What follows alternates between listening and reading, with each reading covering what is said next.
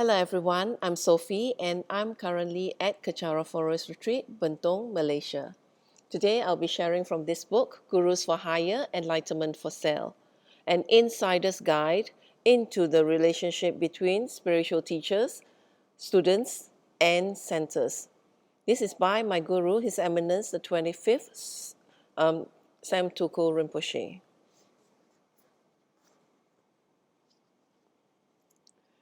I'll continue on the chapter on self. Refuge equates to freedom. This is on page 229. The benefits of taking refuge. And with that, I'm not sure if I have a picture prepared. Oh no, I don't.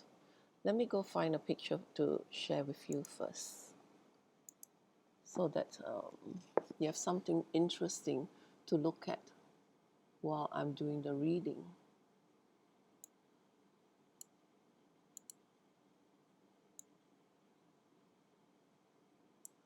Okay, here there is one of the picture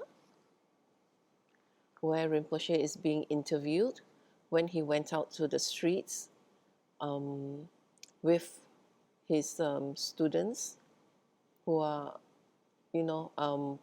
part of Kachara Soup Kitchen, where he inspired and started it. It's to help the people in the streets who are facing difficulties in hunger and sickness. And now today, Kachara Soup Kitchen has grown to serve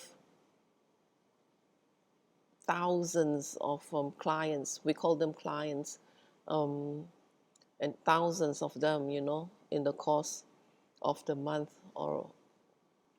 and even, during difficult times,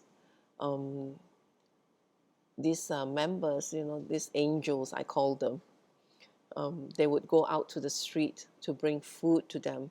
And now they have a lot of medical doctors and nurses who also participate to offer free medical help to the street peoples, whom we call clients. And also, we don't only help them, we also find out what their problems are. And sometimes, it's due to family problems, then they help to solve the problem. I mean, like, help the person maybe reunite with their family, or it's maybe due to a jobless situation, and then they will try to assimilate them into the society, like helping them to find a position somewhere. And it doesn't stop at just feeding them. It's helping them to assimilate back into society. Okay, page 229. The benefits of taking refuge. 1. We become a pure Buddhist. We need to follow true paths that lead to liberation and enlightenment. Our minds must not be contaminated by worldly concerns and wrong views. By taking refuge and holding vows, we are committing to following the pure instructions of the Buddha. This motivation is what makes us become a pure Buddhist. 2. We establish the foundation for taking all other vows. When we take initiations for higher practices, or if we wish to take higher vows, such as the Bodhisattva or Tantric vows, we are first required to take refuge and hold the refuge vows. Holding the refuge vows prepares us for these higher practices. 3. We purify negative karma that we have accumulated in the past. We do this much faster than if we do not have vows. 4. We accumulate daily a vast collection of merit. We accumulate the merit of not doing certain things because we have taken a vow not to do it. A child does not steal or kill, but this does not mean that he is collecting merit because he does not know not to do it. If we know the bad effects of those actions, and we then consciously take a vow in front of an enlightened being, such as a Buddha, not to do those things, it has a lot of effect. Ceremonies reaffirm something inside. 5. We are held back from falling into the 3 lower realms. This is on the basis of the 11th commitment, to perform every action with complete trust in the 3 jewels, as explained above. Also, since taking refuge and holding our refuge vows help us to purify our negative karma, we do not create the causes to be reborn in the lower realms. 6. We are protected from harm inflicted by humans and non-humans. People who have real refuge cannot be disturbed by any negative forces, even if we have tremendous karma and are disturbed by negative forces. Having refuge makes it very easy to dispel and get rid of them. An analogy of this is like having the backing and protection of a very big minister. When someone wants to harm us, we give them a warning that we will call up our minister friend and he will run. 7. We fulfill all our temporary and ultimate wishes. When we engage in virtue and virtuous actions, our temporary wishes, such as for basic material comforts and needs, will be fulfilled. At the same time, our ultimate wish to attain liberation and enlightenment will also be fulfilled because we enhance and perfect virtuous qualities such as generosity, patience, joyous effort, ethics, meditative concentration, and wisdom. By having faith in the 3 jewels, we will experience both of these benefits. 8. We quickly attain the full enlightenment of Buddhahood. When we attain Buddhahood, we attain total and permanent freedom from suffering and harm. This is achieved by totally destroying and removing the 3 main delusions that afflicts us: desire, hatred, and ignorance.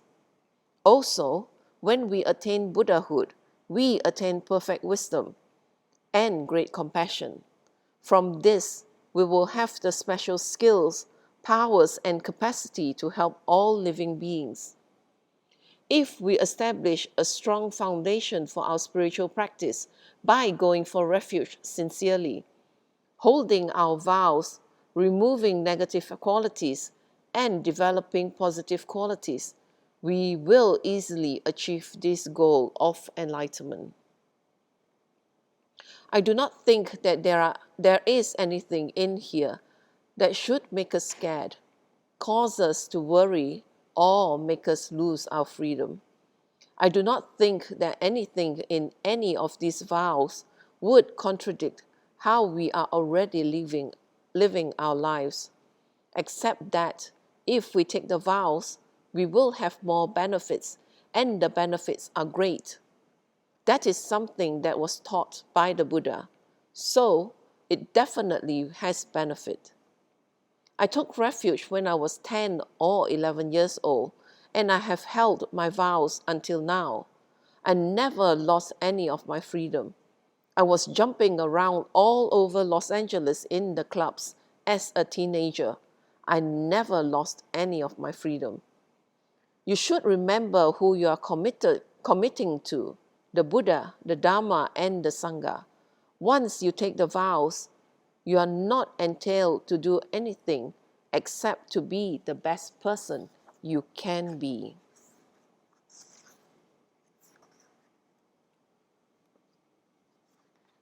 Okay, I will just finish off the book then.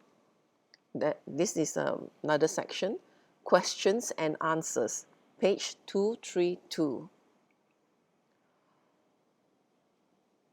Or maybe I'll just save it for the next session.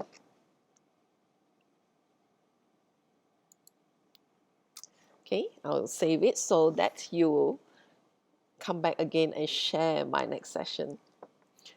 So thank you for sharing your time with me for this session. And I will end this with a completion dedication. Let me recite it in English this time.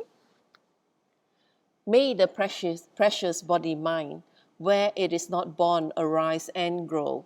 May that born have no decline, but increase forevermore. May the precious emptiness, where it is not born, arise and grow. May that born have no decline, but increase forevermore.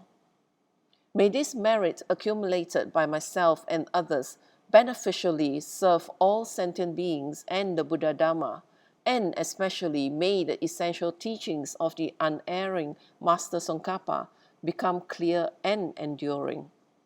In all my rebirths, may I not be parted from perfect gurus. Let me enjoy the abundance of the Dhamma, perfecting the qualities, stages, and paths. May I quickly attain the rank of Vajradhara Buddha. By this virtue, may I quickly realize Guru Buddhahood and transfer each sentient being into that enlightened state.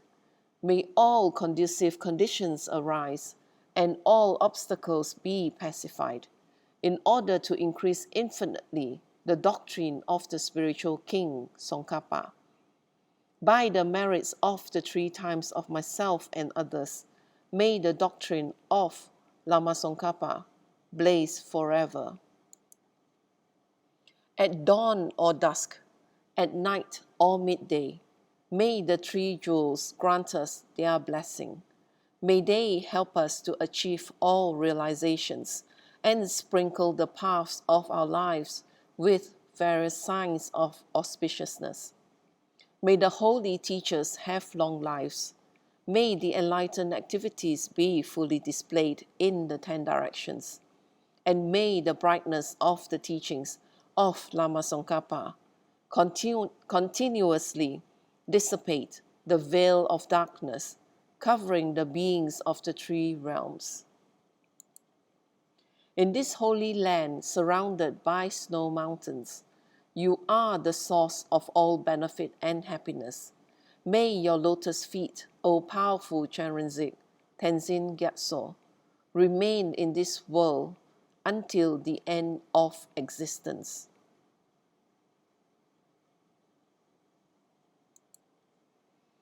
And with that, I end this session. And please join me for my next session as I end the last chapter of the book.